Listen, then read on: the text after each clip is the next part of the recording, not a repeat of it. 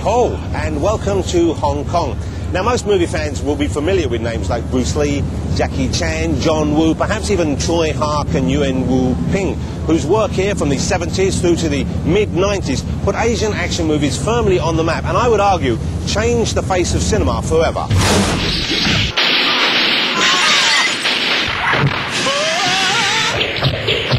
But then in the mid-90s, coincidentally just as Britain was preparing to hand back this former colony to mainland China, most of the big guns departed for Hollywood, returning to Hong Kong on occasion, but making far fewer films here. Many fans, myself included, mourned the inevitable demise of the Hong Kong film industry.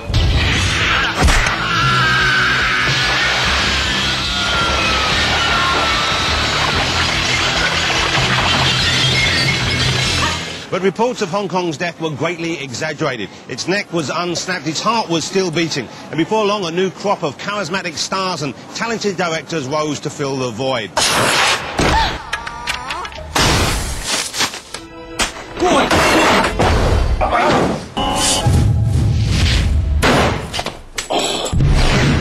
Tonight I'll be introducing that new generation and proving once again why Hong Kong is the place to look to for state-of-the-art cinema.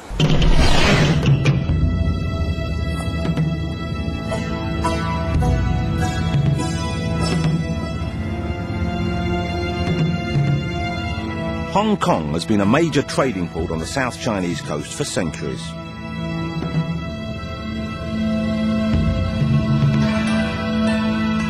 Its 200 islands comprise 400 square miles, making it smaller than Greater Manchester. And most of its 6.8 million citizens live scrunched up in a comparatively small portion of that space.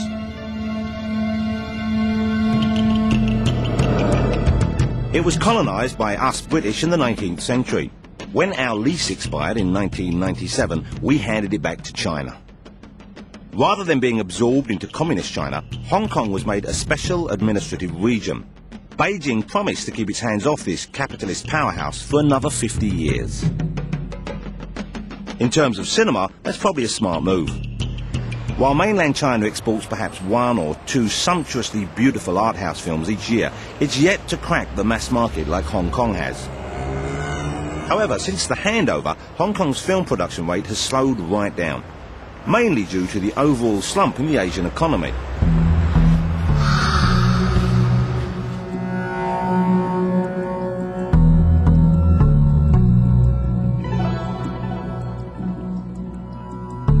As the Hong Kong film industry girds itself for an uncertain future, it does have one big thing in its favour: a superb heritage of past and recent masters who have already established this tiny town as a cinematic juggernaut.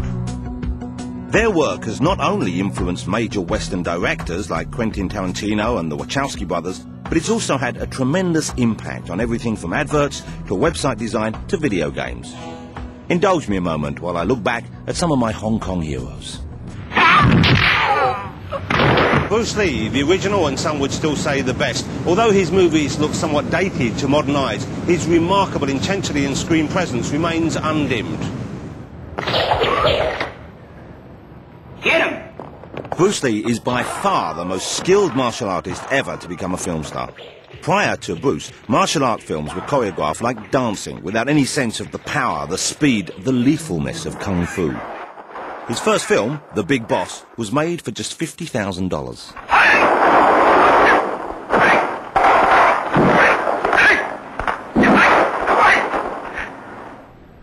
This gladiatorial face-off with Chuck Norris in the Roman Colosseum in Way of the Dragon is, without doubt, one of cinema's greatest grudge matches.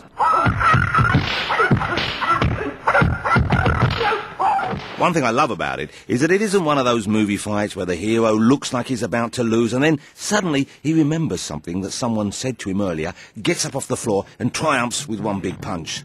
Nope, that's not Bruce Lee's style. Instead, he is kicking ass from the get-go.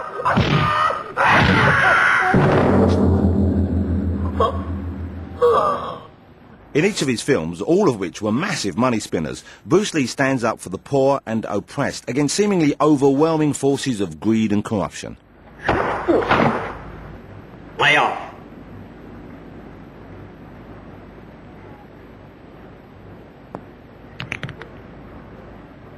At the age of 32, after completing only 4 films, Bruce Lee died tragically young. He had complained of a severe headache, took a friend's painkiller and died of brain swelling. John Woo is now firmly established in Hollywood, but his early Hong Kong movies were fairly unremarkable studio fare. It was only once he perfected his heroic bloodshed style of films, with movies like Bullet in the Head, The Killer and Hard Boiled, normally starring a super cool Chow Yun-fat, that the world sat up and took notice. Director John Woo has made it bigger in Hollywood than any other Hong Kong filmmaker ever. His speciality, slick action, is always in demand, and he's directed such prime specimens as Mission Impossible 2 and Face Off. Before departing Hong Kong, he left an enduring legacy of classics. The incessant gunplay and feverish melodrama in his films was so wildly excessive as to almost turn it into high camp. I mean, just look at those birds. I still recall first laying eyes on the fashion icon Chow Yun-fat in The Killer. Like my other stylistic muse, David Bowie, Chow taught me that a beautiful man with a gift for garb and grooming could still be a lethal killing machine.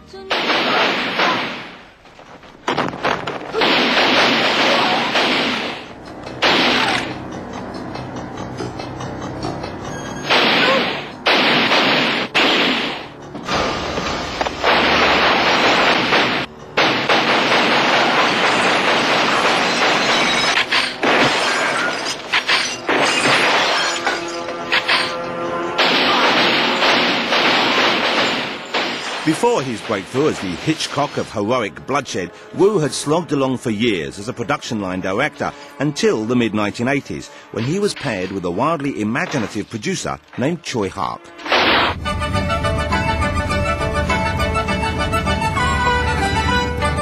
Tsui Hark has been directing films for over 2 decades, but it was in the late 80s that the rest of the world really started paying him attention. More than anyone else, I would argue, Tsui Hark was responsible for reigniting Hong Kong cinema after the death of Bruce Lee. I still recall how astonished I was by the delirious fantasy and unbridled wirework of his Chinese ghost story. Such lunatic flying behaviour eventually became a bit of a cliché, but at this point it was really quite mind-blowing.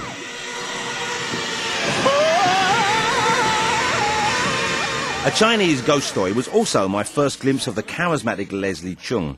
But in 2003, in another tragic footnote to our story, Leslie jumped to his death from the 24th floor of the Mandarin Oriental Hotel. But like St. Bruce, his reputation continues to grow. One of Tsui Hark's most consummate productions is also one of my all-time personal faves, Iron Monkey. Iron Monkey was directed by another Hong Kong hero, Yuen Wu-ping, who surely ranks as the greatest coordinator of action sequences the world has ever known. His complete and almost ludicrous disdain for the laws of gravity and physics makes him my kind of rebel.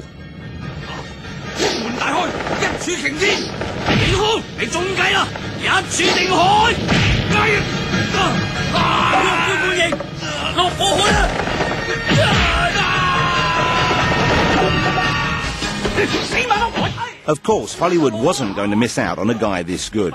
He's been recruited for some of the best action films of recent years, including The Matrix, Crouching Tiger, Hidden Dragon, and Kill Bill.